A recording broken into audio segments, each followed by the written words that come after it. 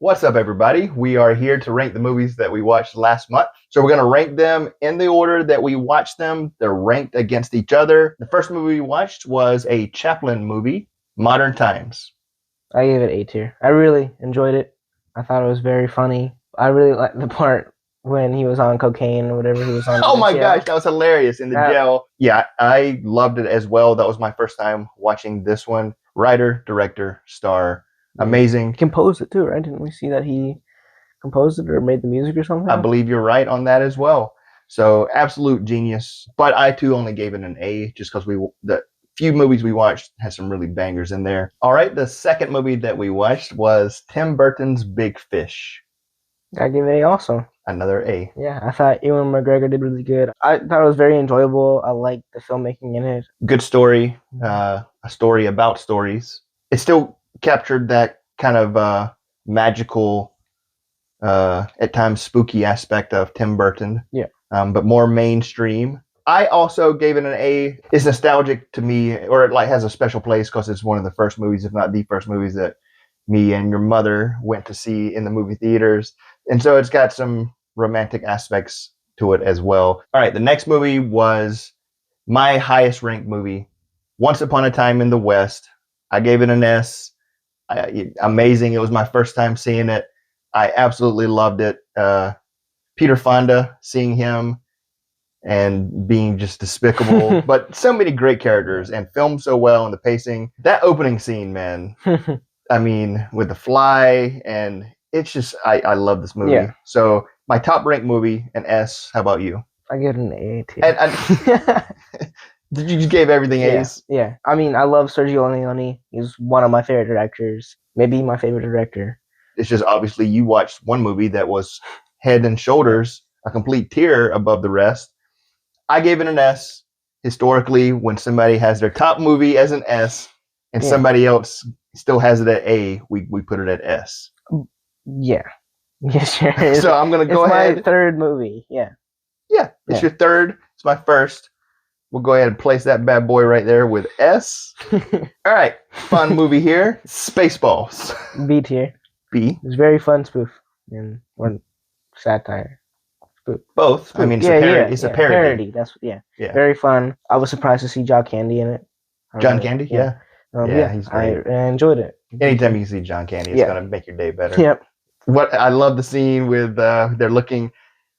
And it's like they rent the VHS for Spaceballs, and there's like all the different Rocky movies and Rambos, and they're watching. When is this happening now? When Rick Moranis is really great in this as it was all the Mel Brooks movies. It was the Mel Brooks movies. Yep. So you gave it a B. I gave it a C. Yeah. That doesn't mean I didn't like it because I've watched this movie probably 15 times. You know, I grew up loving it. I will say this: it was my only C. You will put a C. I don't have a C. You didn't have a C. No. And I had only one C. Yeah. So okay, so we'll put it as C.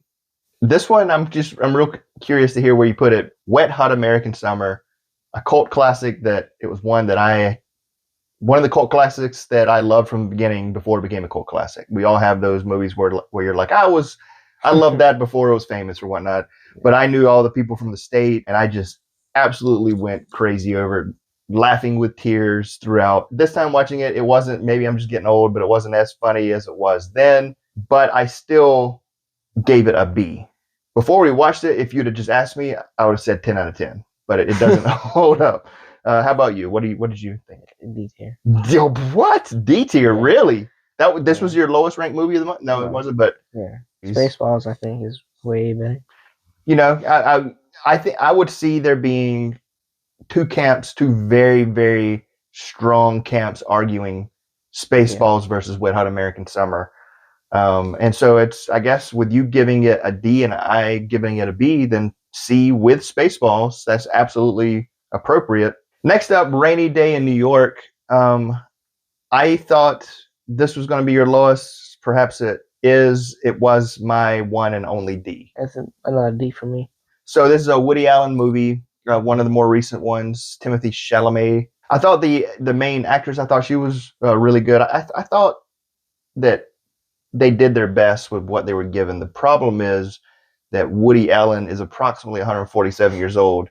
And so it's set in modern times, and yet people are not talking the way it would be like if I tried to write for your boy. I'd probably be able to pull it off better because at least I've heard you guys in conversation. A lot of the plot contrivances would have been easily resolved with a cell phone, and they weren't using their cell phones because Woody Allen, does he even have a cell phone? You know? So the problem is that it was set in modern time. Yeah. Like, I think it could have been one of his best if it was set in like the 80s or the 70s. Yeah. I just now realized what is going to be your top movie. And it's this next movie. Tell me all about it. It's 12th Fail. I really, really, really enjoyed it. I loved the editing. I thought Rinkert Macy was very, very good.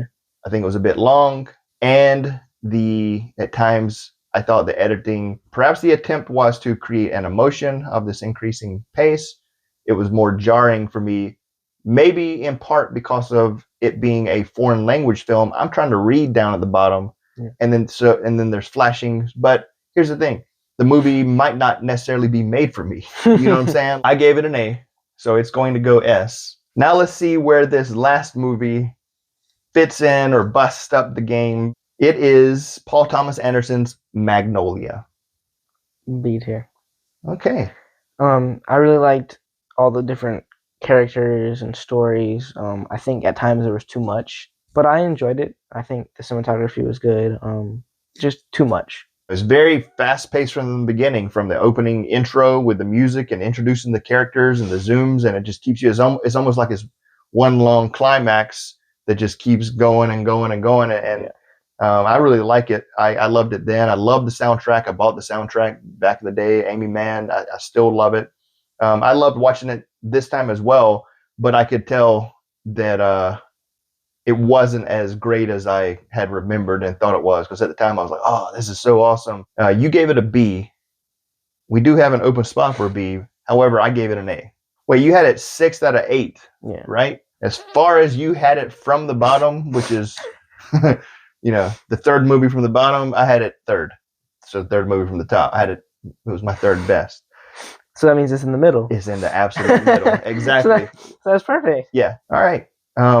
I think that list absolutely makes sense. What do you think about our list?